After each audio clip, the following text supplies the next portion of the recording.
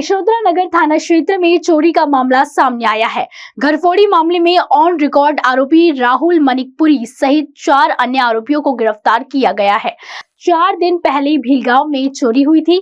इसके साथ ही आरोपियों ने कामठी में एक नई वारदात का खुलासा किया है। पुलिस ने दोनों वारदातों की 2.5 लाख की रकम बरामद कर ली है और पुलिस आगे की जांच कर रही है।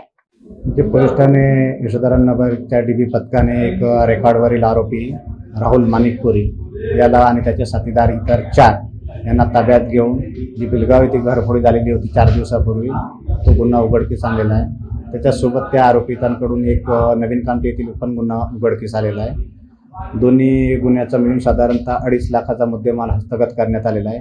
पुढे त्यांच्याकडे इंट्रोगेशन सुरू आहे। अजून घरफोडीचे गुन्हे उघडकीस येण्याची शक्यता आहे। जो मुद्देमाल हस्तगत करण्यात आलेला आहे या दोन्ही घरफोडीमधला हा संपूर्ण मुद्देमाल आम्ही हस्तगत केलेला आहे। यामधील 2 आरोपी हे कळमना हद्दीतील आहे आणि 2 आरोपी हे यशोधरा नगर हद्दीमधील आहे आणि एक आरोपी हा बिलगाव परिसरातील राहणार आहे।